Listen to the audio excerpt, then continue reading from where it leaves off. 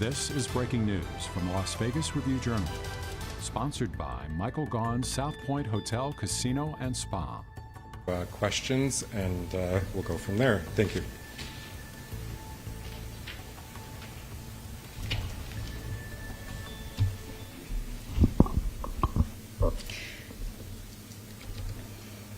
When will we have enough? Enough with social media threats? Enough with the violence in our community? Enough with the violence in and around our schools? We cannot continue and wait until our own child, our own relatives are impacted by these senseless acts. Otherwise, we run the risk of thinking this is normal just because this wasn't our child. This is not normal. Our schools must be safe environments where children can learn and grow. And all of our children are depending on it. We need our families and our communities' help. We are educators. CCSD cannot solve every community challenge. Our cities and counties must step up to prevent these incidents and criminal activities from spilling onto our campuses. To our parents and guardians, please monitor your children's social media accounts. This includes rumors. Report suspicious activity and behavior to Safe Voice, and look through your children's belongings. Ensure they do not have access to weapons. We cannot accept this any longer. This is not acceptable for our community or any community. Thank you, President Garcia Morales, and thank you all for being here this morning. Our members of our law enforcement, CCSD, and our partners in North Las Vegas, City of Henderson, and Metro. Thank you for your continued support and helping our children and our educators, which is what they know how to do best, teach and learn, and helping them stay safe. We are less than 2 weeks away from the end of the school year. I am proud of all that we have accomplished this year. It has been a very busy school year for our teachers, our administrators, and as well for our law enforcement partners that keep our schools safe. As we do every single day, we are working with local law enforcement to increase patrols around our campuses over the last couple of weeks as well. Many of our parents have likely already noticed our extra police officers patrolling our school zones and before and after school. So far this school year, CCSD police has confiscated 30 firearms from individuals on our campuses, 5 of which involve adults coming onto our campuses. These are community challenges that are coming into our schools. Additionally, police has confiscated 35 BB guns and 182 knives. Unacceptable numbers for me as an educator and as a father. But I want to thank our students and our parents and our staff who continue to report and live by the motto as we've helped them. If you see something, say something. Our school principals have been strictly enforcing our student code of conduct with that zero tolerance for violence on our campuses. This is why this past legislative session, I've asked the legislature for $21 million so I can hire more police officers onto our schools so our children are safe and our teachers can teach. We must continue as a community to support our families and keep the guns off our schools. We are investigating and looking at different options for the next year. There's some districts across this country that are looking at clear backpacks. They're looking at other measures that will take place, and we're investigating and researching some of these guidelines that we're ready and will be ready to prepare for the opening of another amazing school year, 23-24. We've installed our instant alert system that has been successful in its implementation within TGICS. As I turn it over to our great and phenomenal Chief Black Guy, I just want to reiterate that while we're doing everything to protect our students, school safety is a community issue that we must continue to work with our partners, and I know that we are. A lot of behavior issues that we're seeing on our schools are echoing what's happening in our community. So I remind everybody, if you see anything suspicious, call the police right away. Our children are counting on all of you. This is not a crisis in the classroom. This is a crisis and an issue that is happening in our community. Thank you, Chief Black Guy. Please come to the podium.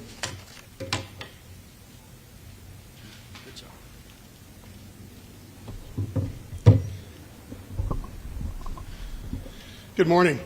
We have 8 days left in this school year, and soon we'll be sending those 300 and some odd thousand students home for the summer. A number of them will be attending our extended school year programs, and we'll look for our local partners to continue the efforts of keeping them safe at home and then getting them to school and getting them back home safely each and every school day, just like they've done this year.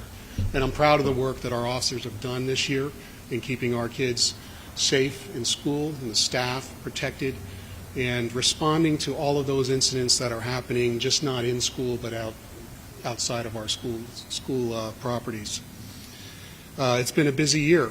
We've had 33 firearms we recovered last school year, so we're just under that. We had 33 last school year. Really no big difference. I'm hoping that this is the end, that we can end these last 8 days without any more incidents happening in and around our schools involving our students, because I know how much that impacts just not only the school community but also the community surrounding us in the Valley. Parents, just want to give just a reminder. We've done that, and I know the board president and Dr. Jarrah kind of echoed that. I'm going to do it again. Secure your firearms. A number of those guns that we've recovered, the 30 firearms this year, were from the home.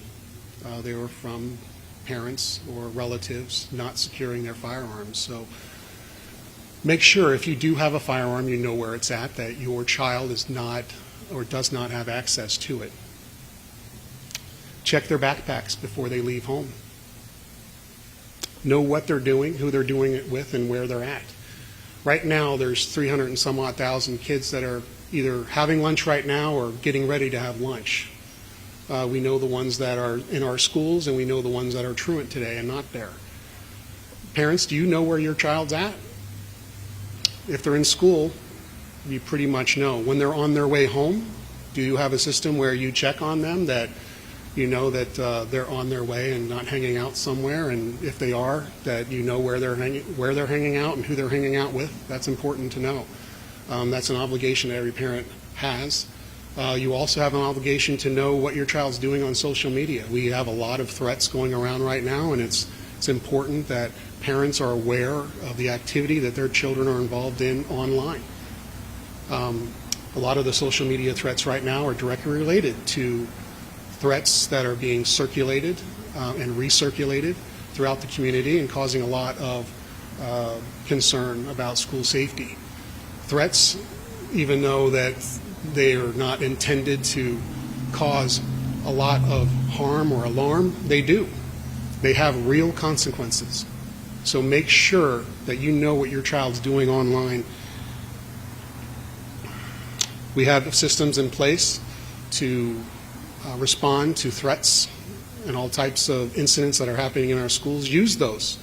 We're open 24 hours a day, just as like our local partners. If you have or see a threat that your child receives, or maybe you even receive online, make sure you report that. Do not recirculate it or forward that on. report it to the authorities. Just like to see something, say something motto. With that, just want to thank the officers of the department, our local partners, the school staff, administrators, teachers, support staff for this school year. It's been a busy school year, and we're just 8 days away from its completion. So I just want to thank everybody for their work. And also I want to thank our local partners. We couldn't do it without them. And their help and assistance in responding to some of these incidents that are happening in our schools is vital to keeping our schools safe each and every day. With those security enhancements that we have continually going on right now through Jay Beasley's office, our emergency management director, I know that this next school year when we start out, we'll have those improved security measures in place, and we will be testing, piloting some metal detectors at some of our schools, so that's going to be new, and hopefully there'll be some other additional measures to keep our kids safe each and every day. With that, I'm going to give it over to Metro, Sheriff Walsh, for a few words, and then to our partners if they would like to say anything. Thank you. Well, first off, I'd like to say thank you all for being here, because this is truly an important message that needs to get out to the community, and the media presence here today and the presence that stands behind me should be indicative of how important this issue is to all of us, how important our most vulnerable part of our population, the children that attend our schools, how important those folks are to each and every one of us that stands here today. We put out a lot of data here today describing the level of violence that we've seen and the number of guns that have been taken from students at schools, and I'm going to reiterate the message to the community that before it gets into the hands of a police officer, before an educator is put in a position where they could be harmed, many of these things can be prevented by proactive parents. Parents sometimes take a stance that they do not want to be involved in their children's business, and that is the complete wrong approach. You have to be involved. It's not their business, it's your business. It's very important that parents monitor the activity of their children. Again, we're entering into about 100 days between the end of the school year and the beginning of the school year, that 100 days where our children are most vulnerable to the things that they can be exposed to through the media, through social media, through the interactions they have with others. And they sometimes make very bad decisions because they just simply don't have the life experience, they don't have the level of critical thinking that they need to make good decisions when they're not being monitored or watched. And it creates a tremendous challenge for all of us when something happens and then we have to respond to it and stand at a podium like this and tell the story of a gun being taken off a juvenile on the street, a gun being removed from a backpack at a school. These things can all be prevented by proactive parents, parents who are involved in the business of their children each and every day, and especially over the next several months when our children end school and then go back to school in August. These vulnerable times, keep them busy. Find things for them to do. There's plenty of resources, plenty of things that are offered by the cities and the counties in which we all live, and there are programs that are available to keep our children occupied and busy. Social media is something that is out there that we have to live with and deal with, and children are exposed to these things, and if parents aren't proactive in keeping an eye on what their children are ingesting through their cell phones, that's the recipe for disaster. So I think you can take a look at the partnership that stands behind me here today in support of the effort that our educators lead to protect and educate our children. You have the support of the entire law enforcement community in Southern Nevada here. So hopefully we have a successful end of a school year, a successful long summer where our children are safe while they're out there in our community, and then a happy return to school at the beginning of next year. Thank you.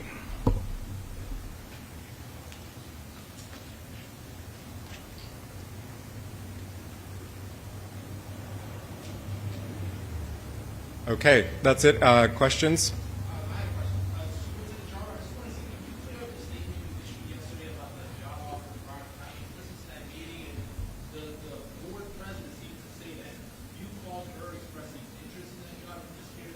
So I'm glad you're here asking about that when the most critical situation I'm dealing is with a shooting yesterday at a school. not at a school, in the neighborhood, that this is the first question. So thank you for the question. Let me clarify and really appreciate that other districts across the country are noticing the great work that this team is doing here. And the phone calls are coming. They come all the time. My focus is here in the Clark County, the 305,000 lives that I have the honor to serve. I was asked to call her. I called her. We spoke. I'm focused on the 305,000 children that I come to work every single day, and I'm staying here in the Clark County School District. But thank you for the question on an important topic that we're dealing with today. Tiffany. I know, Dr. you talked about different things that are being looked at. Clear backpacks, metal detectors. I know we had that discussion last year. It hasn't just gone to the point where we have to look at it. And, we hear arguments for and against. What would that look like as far as just getting the traffic in? And I know when we have large groups of kids, sometimes that leads to accidents, but at the same time, we do have weapons making their way onto campuses. So what are those things that are being looked at? And then are there any additional things that you're looking at right now? Yeah, no, great question, Tiffany. One of the things that I mentioned we're investigating, actually had a conversation with a few principals last night, high school principals, on some of the things that clear backpacks. That's kind of what some schools are doing. You got to do it if you want to go watch a Raiders play. You got to go see, different venues. They're looking at that. Disneyland as well has some of those big, I would say, those metal detectors. I think Chief Black Guy in our emergency management department, we're looking at some of those as well. But I can't, look, we've caught 30, and the experts are behind me. Those are the ones we caught. Are there more? Potentially. This is why parents need to check backpacks before the kids leave. I raised 2 boys in a public school system. That's why at 2, 3 in the morning I would get up and check their phones. Who are they talking to? That's what I did as a dad. And that's what I asked. Not that they need to wake up at 2, 3 in the morning, but monitor what your kids are doing, who they're talking to, so I don't have to see them and greet them at UMC at a trauma center. That's the reality. That's what we're dealing with. So a lot of different things we'll be announcing certainly before the school year, but there's a lot of measures that we have to take to keep the violence off our schools so our teachers can teach and our principals can lead and our kids can learn. Just a follow-up. So right now, does every school have a single point of entry, and do you believe that has been helping in preventing people and things that are not? So great question. No, we're not all. We're still, processing and going through the single point of entry, the fencing. We've reallocated money to do that. We have, I would say, a trajectory to get to all. We're not there yet. We've allocated $85 million this year, and we'll continue to do that, upgrading our security system. Do I believe that's helped? I think it's. What I would tell you is that educators feel safer. Even the instant alert system. That is for folks to feel safe, and that is worth the money that we're spending. So my teachers, my principals, my staff feel safe in school. Can you specify how many of these guns that are coming on were unsecured from parents, and also are parents or anyone else who has these guns, are they being charged with the crime? Chief? Well, actually, unfortunately, the majority of the firearms were, there's unknown where the student got it. They could have been stolen. Some of them come back stolen. Some of them come back involved in other criminal incidents. I think the number is around 5 that were unsecured in the home that made it onto campus. Were those people charged, or were they be charged? That's based on the determination of the local agency. I can't tell you which ones were actually charged and which ones weren't. So, and it's also the circumstances of the securing of that firearm in the home, which dictate the criminal charge attached to it. I can speak about the fencing, and that did prevent a firearm, and we recovered a firearm from several subjects that were trying to enter a high school, and based on those enhancements of the fencing around one of the high schools, that prevented that firearm from getting on campus.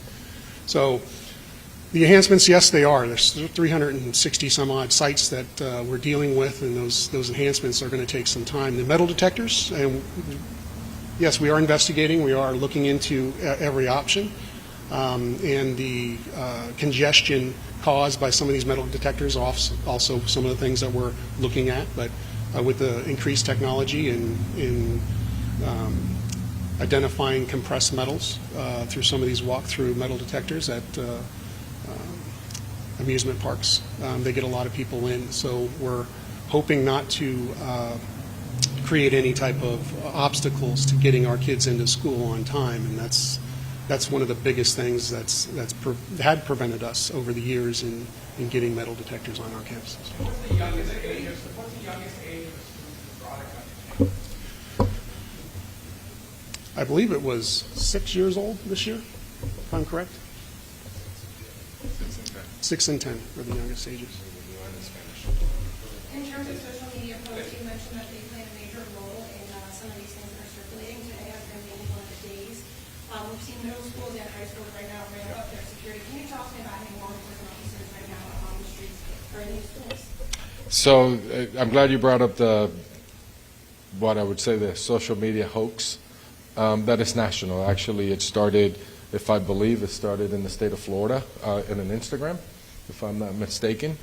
So it's a national issue. That takes away resources for us to investigate different things, which is really what it is, a hoax, and then the disruption that it causes parents and attendance in school.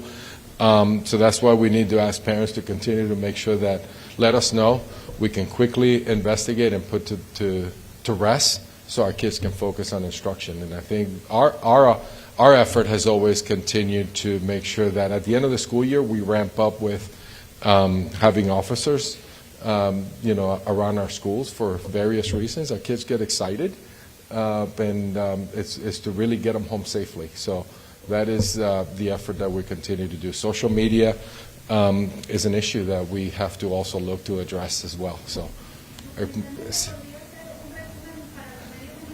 Sí, muchas gracias. Gracias por estar aquí. Lo que quiero decir que lo más importante es que los padres, por favor, pónganle atención a lo que están haciendo los hijos y las hijas, porque lo que estamos aquí es el problema de las pistolas, las armas que han entrado a la escuela. Hemos recogido 30 este año. Y es un problema que está en la comunidad, así que por favor, y como le digo a los niños, a los padres, que si tienen algo que vean suspicioso, que llamen a las autoridades. Aquí tenemos a la policía, a los partners, nada más las del sistema escolar, pero el Metro, de Henderson y de North Las Vegas que están con nosotros, pero lo más importante es que tengan haciéndole caso y buscándole que ayuden a los niños, que se preocupen en los estudios y si necesitan algo que llamen a la escuela. Dos preguntas específicamente. La primera, obviamente, se ha hablado mucho de las amenazas y esta ha sido la principal preocupación. La comunidad hispana estaba preocupada en llevar a sus hijos al colegio. ¿Qué es lo que está pasando realmente? ¿Cuál es la situación que está sucediendo? ¿Qué está haciendo el CCN para tratar de manejar esta situación? Sí, muchas gracias. Eso fue como se dice en inglés, un hoax, algo que pusieron en el Instagram, que iba a pasar algo en una escuela y fue nacionalmente. Y tú sabes, los niños que son más inteligentes que nosotros la encontraron y entonces eso es algo que nosotros investigamos la semana pasada y tenía que pasar hoy, pero nosotros no es algo que es creído, es valid. Que iba a pasar, pero de todas maneras nosotros con todos los policías que están aquí atrás de mí están preparando y ayudando a las escuelas y a los directores y a los profesores. Con respecto a las inversiones y los planes de seguridad que tienen previstos para las escuelas. Sí, bueno, lo que estamos trabajando desde el año pasado, la entrada que entre uno. Estamos buscando diferentes cosas para metal detectors para el año que viene, para hacer un pilot, para ver cómo vamos a aplicarlos en todas las escuelas. Tenemos 366 escuelas, así que nos va a tomar un tiempo, pero los inviertos que hemos hecho vemos que nos ha ayudado mucho a las escuelas.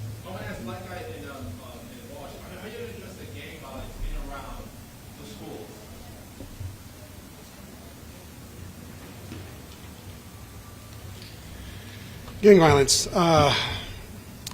I'll start by talking about the plans for this end of the school year. So every school year, weeks ahead, is a multi-jurisdictional planning that goes on to ensure that we have extra officers out in and around schools responding to those incidents that may or may not be occurring. Gang violence, it's out there, and it does happen in our communities, obviously. That's why we've had a gang liaison officer attached to Metro's gang unit for, I believe, the past 7 years.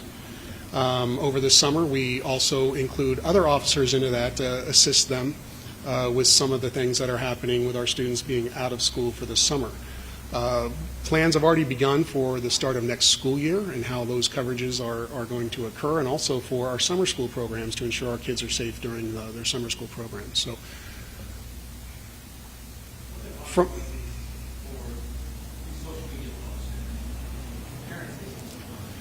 that's the thing. That's why I believe it was in Florida. It was a fake threat, real consequences. It's a gross misdemeanor to even a felony of a terroristic threat to threaten the harm of others, especially specifically in a public place, which is a school. So a lot of our kids make these types of threats, and they are either arrested or cited or seen by a mental health professional to find out what's going on that's causing this student to make that type of threat. Do you want to add anything to that? Regarding the gang violence, I think there's several layers to the approach, and obviously partnership is one of them, and that we take advantage of the relationship that we have with all the police agencies here in Southern Nevada, which leads to information sharing and our ability to gather information and have actionable intelligence on who's involved in gang violence, where is it emerging, where are our biggest threats. But there are two layers to this, and obviously enforcement is one of them. There are people out there that are involved in gang violence that no effort is going to remediate what it is they're going to do other than an enforcement effort. They're committed to that life, they're committed to that lifestyle, and it's very difficult to pull people out of that once they've chosen that path as their life's work. The second thing I would say is that the thing that we're most proud of is, for this year so far, we're down in violent crime and in every violent crime category. So the efforts that we make on an enforcement side work, but a big piece of what we do is the community-based efforts that we use, various community resources, pastors, local community groups, leaders in the community to go out and contact those that, like I said earlier, that are vulnerable, that are leaning towards that lifestyle, that we can use efforts other than law enforcement to pull them away from that and put them on a different path in life before they wind up dead, institutionalized, in a hospital filled with bullets.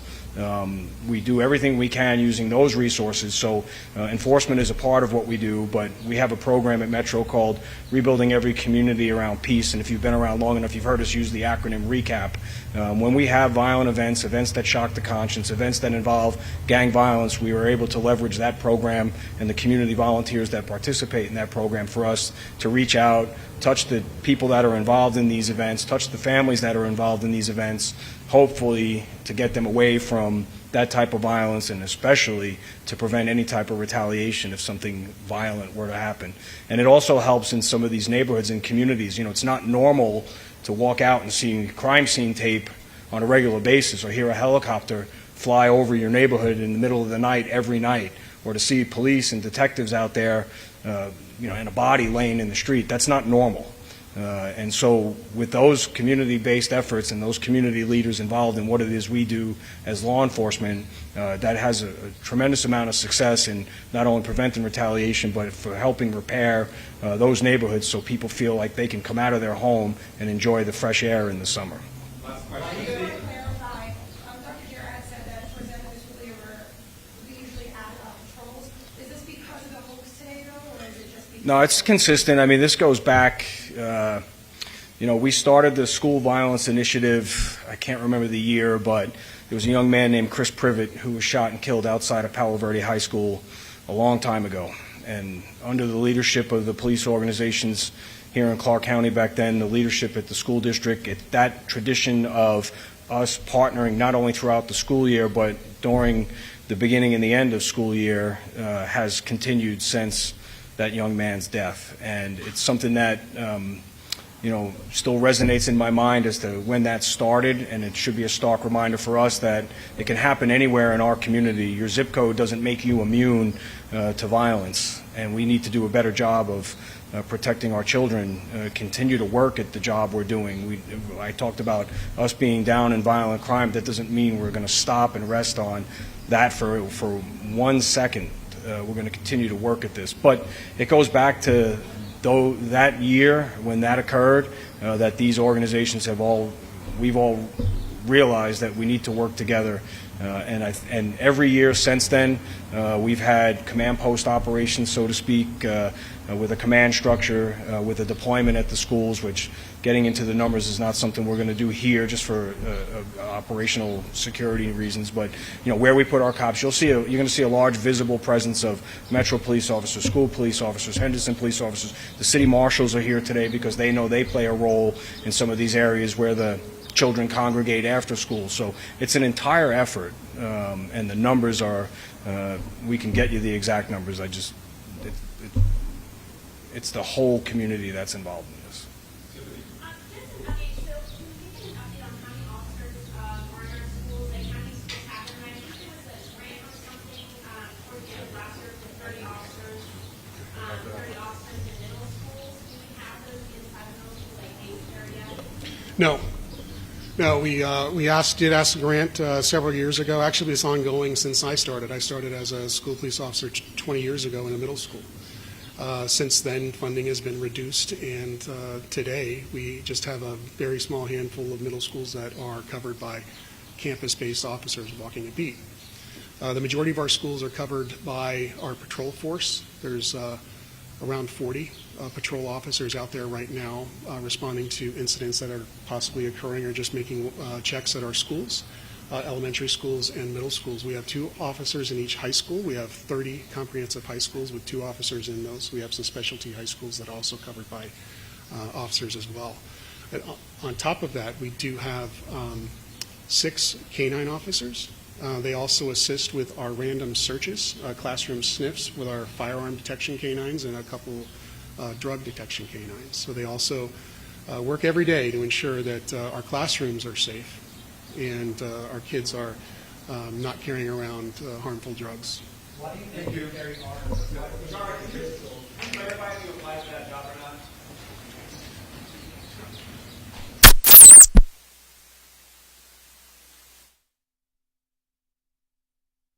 You've been watching breaking news from the Las Vegas Review-Journal, sponsored by Michael Gaughan's South Point Hotel, Casino, and Spa.